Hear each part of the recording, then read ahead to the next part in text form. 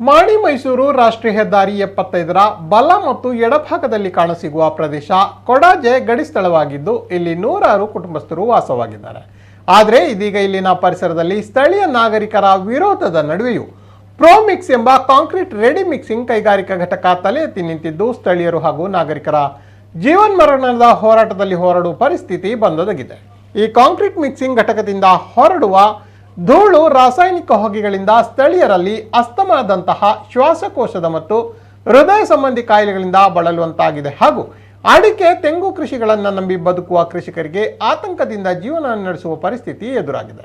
ಈ ಬಗ್ಗೆ ಸ್ಥಳೀಯ ಗ್ರಾಮ ಪಂಚಾಯತ್ಗೆ ದೂರು ನೀಡಿದರೂ ಸಮಸ್ಯೆಗಳ ಪರಿಹಾರದ ಭರವಸೆಗಳು ಕಾಣುತ್ತಿಲ್ಲ ಎಂದು ಗ್ರಾಮಸ್ಥರು ದೂರಿದ್ದಾರೆ. ಇತ್ತೀಚೆಗೆ ನಡೆದ ಗ್ರಾಮ ಸಭೆಯಲ್ಲಿ ಗ್ರಾಮದ ವ್ಯಕ್ತಿಯೋರ್ವರು ಈ ಪ್ಲಾಂಟಿನ ಅಪಾಯವನ್ನು ಮತ್ತು ರೋಗದ ಬಗ್ಗೆ ವಿಷಯವನ್ನ ಪ್ರಸ್ತಾಪ ಮಾಡಿದರೂ ಅಧಿಕಾರಿಗಳಿಂದ ಯಾವುದೇ ಸ್ಪಂದನೆ ದೊರಕಿಲ್ಲ ಎಂಬ ಆರೋಪ ವ್ಯಕ್ತವಾಗಿದೆ. ಇಲ್ಲಿನ 3 ಗ್ರಾಮ ದೈವಗಳಾದ ಶ್ರೀ ಗುಡ್ಡ ಚಾಮುಂಡಿ, ಪಂಜುರ್ಲಿ, ಮಲೆಕೊರತಿ, ಗುಳಿಗ ದೈವಗಳು ಮತ್ತು ಶ್ರೀ ನಾಗದೇವರು ಕಾರಣಿಕ ಮೆರೆದ ಗಡಿ ಪ್ರದೇಶ ಇದಾಗಿದ್ದು ಹಿರಿಯರ ಕಾಲಘಟ್ಟದಿಂದ ಧಾರ್ಮಿಕ ಆಚರಣೆಗಳಿಗೆ ಸಾಕ್ಷಿಯಾದ ಈ ಕಾರಣಿಕ ಪ್ರದೇಶ ಇಂದು ಈ ಪ್ರೋಮಿಕ್ಸಿಂಗ್ ಘಟಕದಿಂದ ನಶಿಸಿ ಹೋಗುವ ಕಾಲಘಟ್ಟಕ್ಕೆ ಬಂದು ನಿಂತಿದೆ ಎಂದು ಸ್ಥಳೀಯರು ದೂರಿದ್ದಾರೆ.